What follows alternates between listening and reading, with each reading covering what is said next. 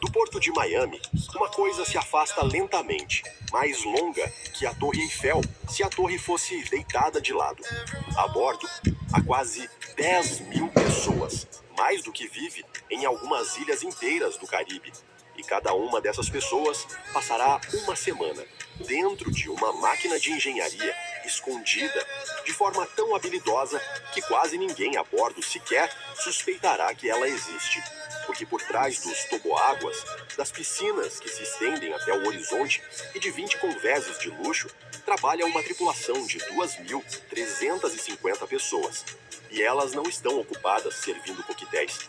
Elas mantêm sob controle algo que, em complexidade, está mais próximo de um submarino nuclear do que de férias. Sua própria usina elétrica, sua própria fonte de água doce, seu próprio hospital com sala de cirurgia e um sistema de tratamento de esgoto mais limpo do que aquilo que alguns países em terra têm permissão para despejar nos rios.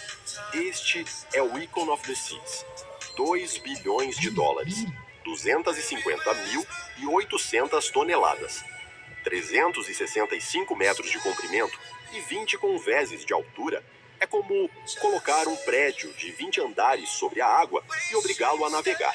Quase cada unidade a bordo foi projetada para fazer pelo menos 2 trabalhos ao mesmo tempo. Vamos começar por um detalhe, pelo qual 10 mil hóspedes passam todos os dias. E nenhum deles imagina que é exatamente ele que impede o convés acima de suas cabeças de desabar.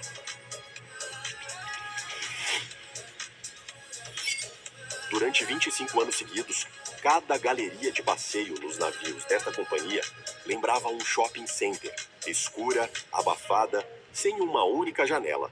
E quando os designers do Icon quiseram, pela primeira vez na história, colocar ali paredes de vidro do chão ao teto, com uma vista para o oceano, pela qual se pagam milhões a mais em uma cobertura em Manhattan, eles bateram em um obstáculo, literalmente em uma parede. As vigas de aço que sustentam as cabines e todo um parque verde no 8º convés passavam exatamente por aquele lugar. Remova as vigas e os convéses superiores não terão onde se apoiar. Deixe-as e a galeria afunda novamente na escuridão. Um beco sem saída. A solução acabou sendo ousada a ponto de parecer genial. Toda a carga de cima foi concentrada em um único ponto, em uma enorme esfera de aço polido. E por cima, ela foi envolvida por uma escultura em movimento. Ela se chama Pérola. 16 metros de altura, arte cinética viva, para a qual os smartphones se estendem o dia inteiro. Os hóspedes fotografam a beleza.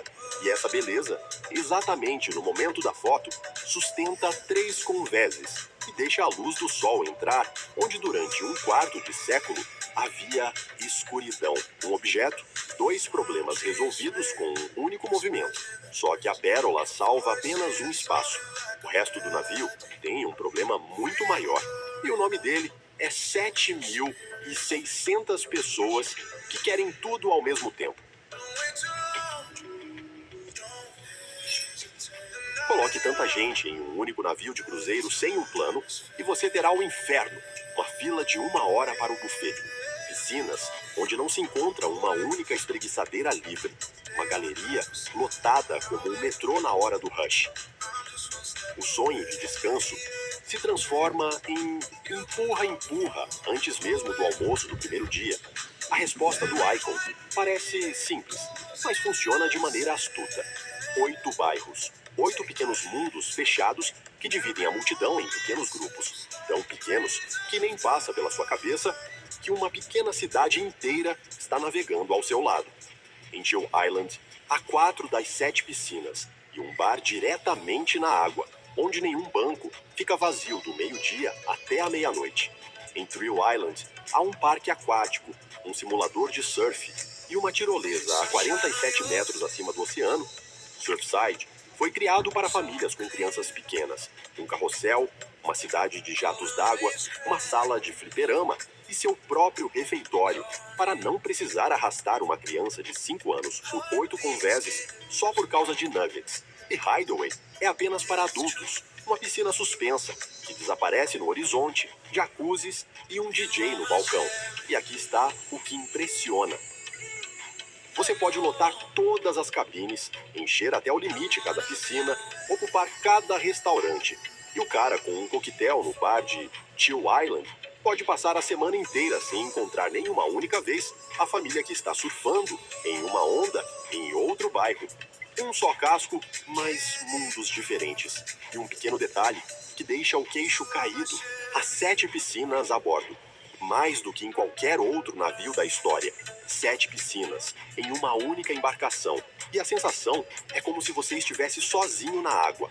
As pessoas que viajaram em plena alta temporada, com 7.000 hóspedes a bordo, depois contavam a mesma coisa. Espaçoso. Dá para respirar perto da piscina. Você se senta à mesa de um restaurante imediatamente. Os bairros não apenas funcionam. Eles funcionam tão suavemente que restou apenas uma dor de cabeça curiosa. Com que ocupar o espaço vazio lá em cima, acima de toda essa beleza.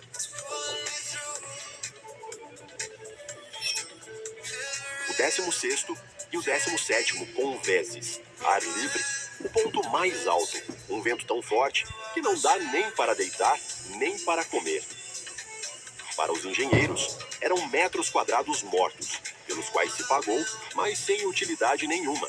E então colocaram lá em cima 6 toboáguas. Entre eles, o toboágua de queda mais alto sobre a água e o primeiro toboágua aberto de queda livre do mundo, algo que antes ninguém havia construído em navios. Aquele pequeno espaço vazio e varrido pelo vento se tornou instantaneamente o lugar mais fotografado de todo o transatlântico. Um desses toboáguas funciona de maneira especialmente cruel. Você fica de pé sobre uma plataforma transparente, começa a contagem regressiva. 3, 2, 1. E o chão sob seus pés desaparece. Simplesmente desaparece. A escotilha se abre e você cai para baixo através de um buraco que um segundo antes não existia. 1.500 metros quadrados de atrações, construídas umas sobre as outras, mantém milhares de hóspedes em um único ponto do navio. E embaixo, abaixo deles, as piscinas, os restaurantes e os bares finalmente recebem ar. Só que toda essa alegria, as paredes de vidro, 7 piscinas, jacuzzis, mais de 40 cozinhas preparando comida ao mesmo tempo, devora a eletricidade aos montes. E o Icon, ao contrário da sua casa, não está conectado a nenhuma tomada. Então, de onde vem a energia? 14 conveses abaixo dos toboáguas, atrás de portas que um turista não tem um único motivo para abrir, ficam 6 motores, cada um do tamanho de uma casa de 2 andares. O aquecimento das piscinas, os elevadores, os fornos, a luz, os aparelhos de ar-condicionado, em 20 conveses, tudo isso depende dessas 6 máquinas. E tudo funciona no mesmo segundo. Só os geradores produzem 46 megawatts. O sistema de propulsão acrescenta mais 84 por cima. Isso seria suficiente para abastecer uma pequena cidade. Só que essa cidade, ao mesmo tempo, não fica parada, mas atravessa o Mar do Caribe a uma velocidade de 22 nós. Pensem nesse aço. 3 motores Wärtsilä, com 14 cilindros cada, 245 toneladas de peso, 12 metros de comprimento. E mais 3 menores, 203 toneladas e 10 metros cada um. Pegue algo mais pesado que uma baleia azul e mais longo que um ônibus escolar. Parafuse no fundo do navio. E agora imagine 6 desses, fugindo no porão, enquanto os hóspedes, 100 metros acima, discutem o que pedir para o jantar, sushi ou massa italiana. E alimentar motores assim é uma tarefa de engenharia à parte. Eles bebem gás natural liquefeito. O gás comum é resfriado até menos 162 graus e se comprime em um líquido 600 vezes mais denso do que aquele que queima no fogão da sua cozinha. 2 tanques criogênicos guardam a reserva, cada um pesa 307 toneladas.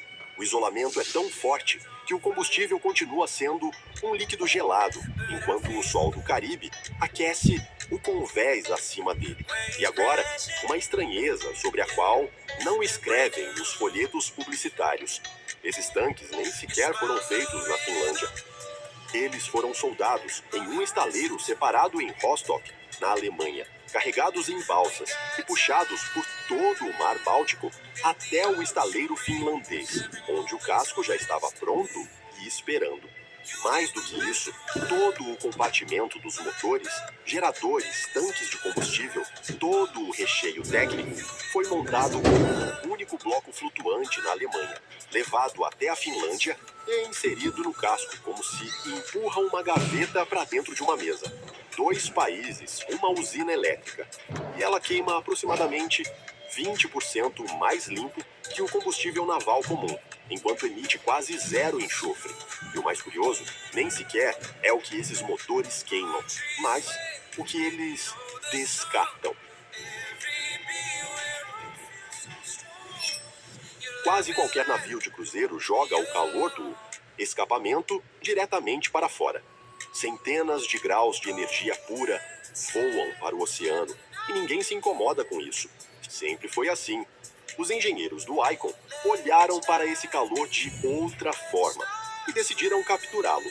Enquanto esse calor esfria, ele consegue fazer 4 coisas seguidas. Ele transforma a água do mar em água potável. Ele aquece a piscina, na qual você balança sobre as ondas. Ele lava seus lençóis. E ele leva à fervura a água daquela mesma massa que o cozinheiro prepara 3 convéses acima do compartimento dos motores. Uma única fonte de calor, 4 trabalhos, nenhuma gota de combustível extra. O calor residual é uma tarefa que o motor resolveu de passagem. Mas existe outra, da qual ninguém espera uma pegadinha em um navio de cruzeiro. O que fazer com o lixo no meio do oceano, quando o aterro sanitário mais próximo fica a 3 dias de distância?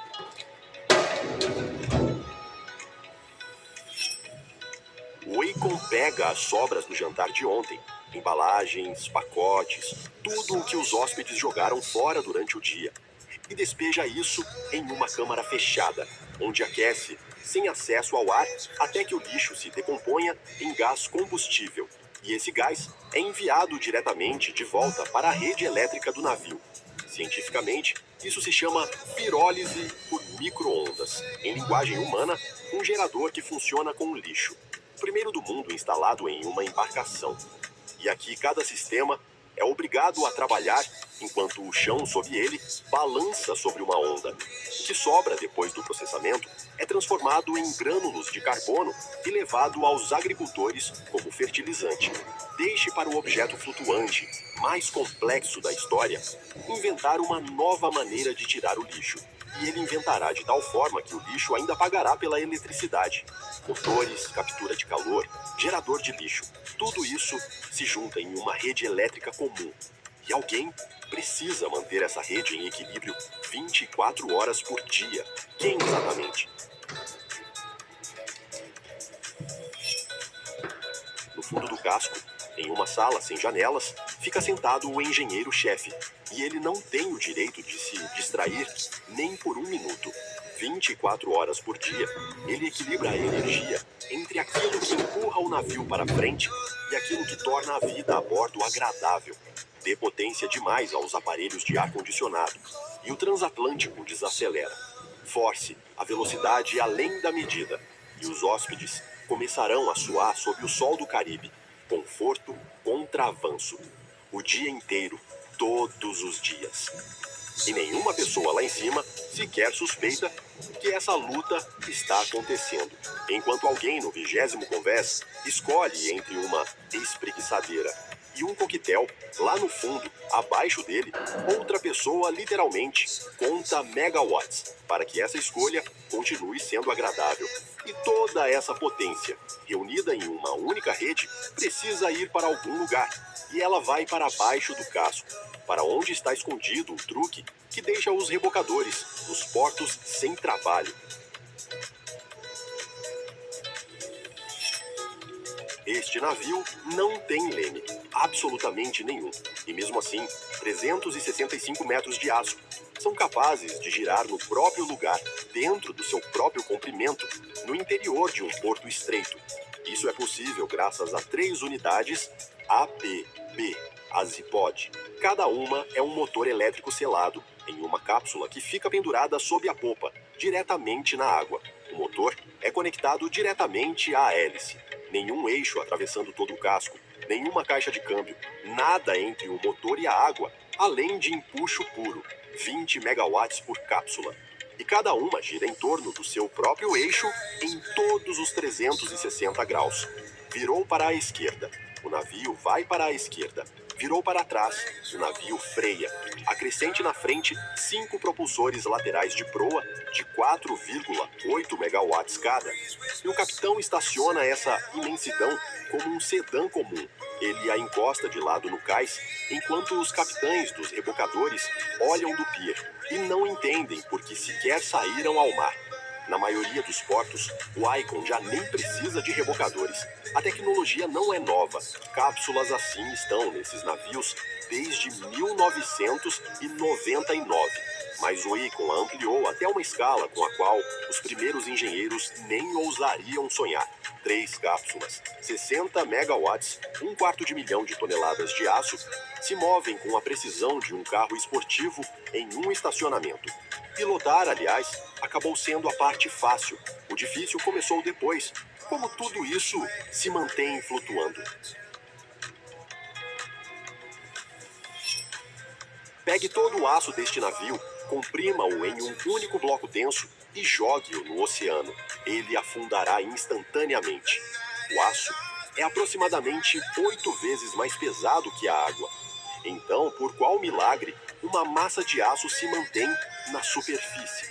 A resposta é simples a ponto de ser ofensiva. Ela não é maciça. São milhares de compartimentos selados, preenchidos em grande parte por ar. Cabines, corredores, compartimentos de motores, espaços vazios, tanques de lastro. O casco empurra para os lados mais água do mar do que ele próprio pesa, e essa água deslocada empurra de volta para cima. Arquimedes descobriu isso em uma banheira há 2.200 anos. Os engenheiros finlandeses simplesmente ampliaram sua descoberta até o tamanho de uma coisa mais longa que a Torre Eiffel. Imagine um prédio de mais de 70 metros de altura colocado sobre uma fundação de apenas 9 metros de profundidade. Essa é a proporção entre o que está acima da água e o que está abaixo dela. E agora, a parte mais interessante. Enquanto centenas de hóspedes se amontoam junto à borda para ver o pôr do sol, o navio já corrige o peso deles, antes mesmo de eles conseguirem chegar ao corrimão. Cada onda, cada rajada de vento, cada vez que 3.000 pessoas correm para um lado para fotografar o pôr do sol, o centro de gravidade se desloca. R aqui. E os convéses superiores vão balançar tanto que os móveis sairão voando pelos salões. Dezenas de tanques de lastro lidam com isso. Na força bruta, milhares de toneladas de água do mar são bombeadas automaticamente entre os tanques, equilibrando o peso mais rápido do que o oceano consegue desestabilizá-lo. 3.000 hóspedes correram para bombordo, e as bombas já empurram água para a direita antes mesmo de a inclinação aparecer. O sistema calcula sem parar quanto combustível foi queimado, quanta água há nas piscinas, quantas pessoas estão jantando e quantas estão lá em cima olhando para o horizonte. Para problemas maiores, para vagas oceânicas e tempestades, estabilizadores se estendem para debaixo d'água a partir do casco. São enormes asas subaquáticas. A hidráulica as gira milhares de vezes por minuto, segundo os dados dos giroscópios, e elas criam força de sustentação no sentido contrário a cada inclinação. Uma verdadeira briga, com o oceano em tempo real. Sem eles, os convéses superiores, com um balanço médio, se tornariam impróprios para a vida. Com eles, um hóspede no 20º convés mal percebe uma onda que teria jogado navios antigos de um lado para o outro. Até o formato da proa aqui trabalha para duas coisas. Pela primeira vez em um navio de cruzeiro, foi instalada uma proa parabólica, em vez do bulbo arredondado habitual. Ela corta a onda de forma mais suave e, ao mesmo tempo, reduz o consumo de combustível. Os contadores se apaixonaram por ela, não menos que os engenheiros. Aliás, em velocidade máxima, cerca de 22 nós, a distância de frenagem dessa imensidão passa de 1 quilômetro. O capitão começa a reduzir a velocidade milhas antes do porto. Algo assim não se para em um espacinho. Mas tudo isso não vale nada se as pessoas lá dentro não puderem beber, comer, respirar e escapar em caso de desastre. 3 dias a partir de Miami, o hospital mais próximo é um helicóptero, e mesmo assim, só se o tempo permitir. Não há um corpo de bombeiros mais próximo. Também não há uma loja mais próxima. Durante 7 dias seguidos, tudo o que mantém 10.000 pessoas vivas precisa nascer dentro do casco. A necessidade humana mais simples é a água, e o sistema que a produz é um dos mais invisíveis a bordo. As unidades de dessalinização pegam água do mar do lado de fora e a empurram através de membranas, sob uma pressão tão grande que o sal fica de um lado e a água potável limpa sai pelo outro. Beber, cozinhar, tomar banho, lavar roupa, completar as piscinas. Tudo isso para um navio inteiro, a cada hora, todos os dias. 10.000 pessoas em uma semana bebem, dão descarga e gastam tanta água que seria suficiente para encher mais de uma piscina olímpica. E toda ela nasce do lado de fora, daquela mesma água salgada na qual o navio navega. Em um meio-dia quente no Caribe, os dessalinizadores trabalham mais duro do que quase tudo a bordo, exceto os próprios motores. E se as membranas de repente falharem, o Icon leva uma reserva de emergência. Só que ninguém quer descobrir o que acontece quando a água doce acaba a 3 dias da costa. A água mantém as pessoas vivas e a comida as mantém satisfeitas. E em um navio desse tamanho, um hóspede insatisfeito é um desastre natural à parte.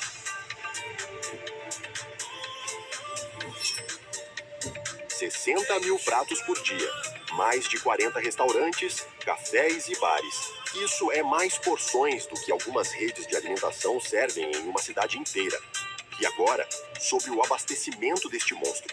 Na troca da tripulação, a equipe tem exatamente 6 horas, não 8. 6. Nessa janela, mais de 5.000 hóspedes desembarcam. O mesmo número de novos hóspedes sobe a bordo. E enquanto isso, os carregadores arrastam toneladas de legumes, carne, frutos do mar, laticínios e suprimentos secos pelos corredores de serviço atrás das paredes. Cada palete tem seu próprio lugar. Cada congelador tem seu próprio prazo. Se você errar essa janela, a viagem das 4 horas sairá com os refrigeradores vazios. Empilhadeiras passam por carrinhos de roupa passam por estações de preparação do serviço de quarto, e tudo isso é programado minuto a minuto, porque a próxima viagem parte às 4, com os congeladores cheios ou não. E quase tudo isso circula por um único corredor, do qual o hóspede nem suspeita. A tripulação o chama de o 95, em referência à rodovia americana. Ele se estende da proa à popa e conecta cada cozinha, cada depósito, a lavanderia e a área residencial da tripulação. Uma via expressa escondida atrás dos cenários. Os membros da tripulação andam por ele a pé e, às vezes, passam de patinete, desviando de carrinhos de comida, enquanto do outro lado da parede, os hóspedes observam vitrines na galeria de passeio e não suspeitam de nada. É possível ir da proa à popa sem cruzar uma única área de hóspedes. E enquanto você come caranguejo de Kamchatka em um salão panorâmico, o cozinheiro do outro lado da parede comanda toda a cozinha a partir de uma sala de controle, onde nas telas aparece cada estação, cada prato, cada segundo do tempo. Comida e água entram, e aquilo que sai é um problema sobre o qual quase ninguém pensa, até multiplicá-lo por 10.000 pessoas. O Icon processa cada gota de esgoto, águas cinzas e resíduos sólidos a bordo. E a água que sai na outra ponta é mais limpa do que aquilo que muitas cidades despejam em seus rios. Perto das costas e dos recifes de coral, as regras são ainda mais rígidas. Descarga totalmente zero, nem uma única gota para fora. O navio consegue produzir água tratada tão limpa que, quimicamente, poderia ser descartada em qualquer lugar. Mas em áreas marinhas protegidas, nem mesmo isso é permitido. Esses são problemas lentos, aqueles que se veem com antecedência. Mas há problemas rápidos, e eles são muito mais assustadores. Por exemplo, uma pessoa que passa mal do coração há 3 dias de terra firme.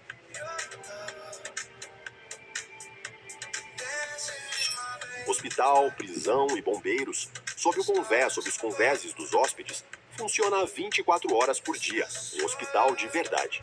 Leitos de terapia intensiva, uma sala de cirurgia com equipamentos para cirurgia de emergência diretamente no mar, raio-x.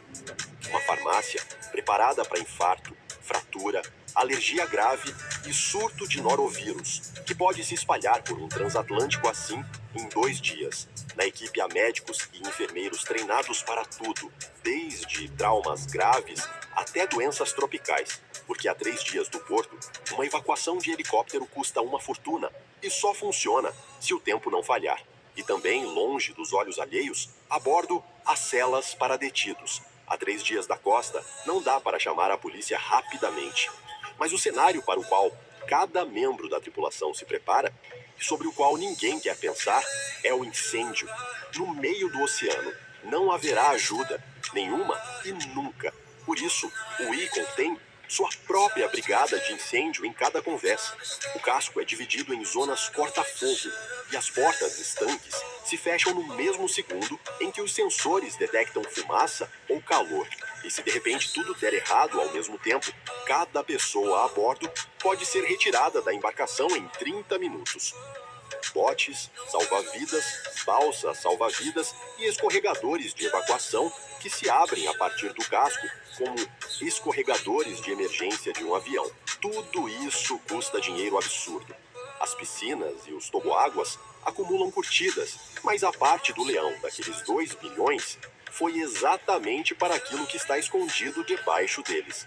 E todo o sentido era tornar isso tão confiável que ninguém sequer pensaria a respeito.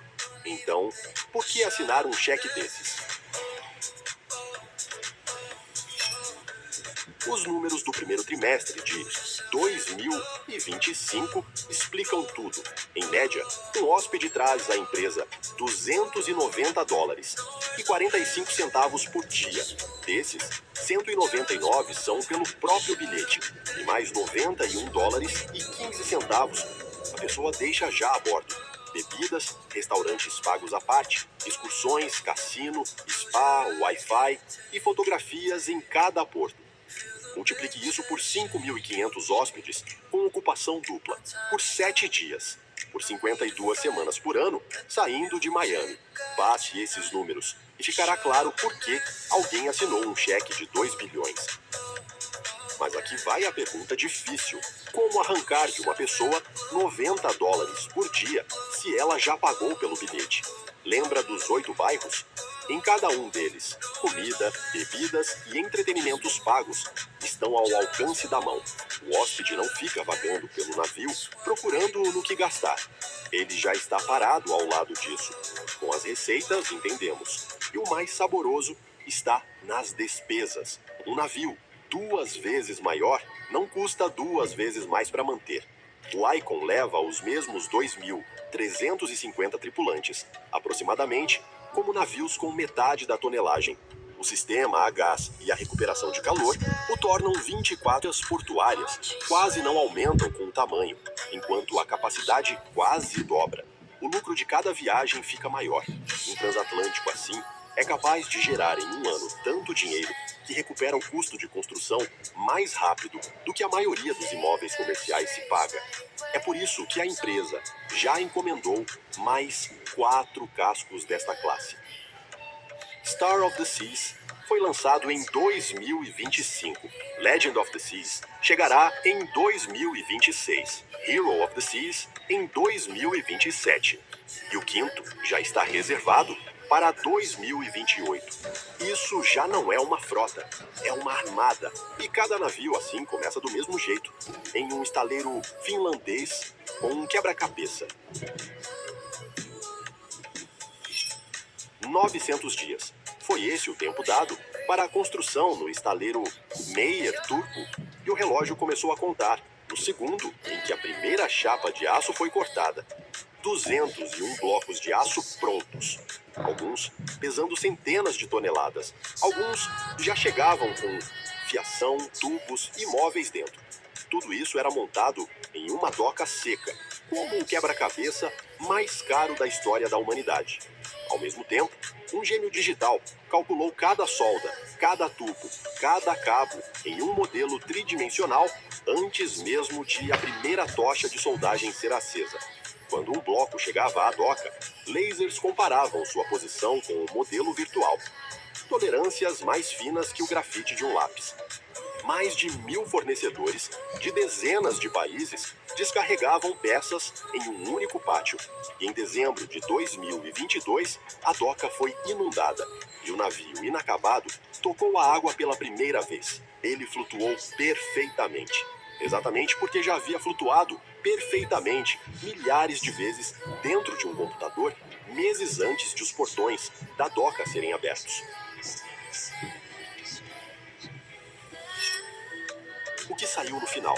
Um navio onde uma esfera de aço trabalha também como a maior escultura em movimento do planeta, onde o escapamento do motor aquece as piscinas, onde o lixo vira eletricidade, onde milhares de pessoas passam uma semana no mar e conseguem não esbarrar umas nas outras nem uma única vez. A melhor engenharia desaparece.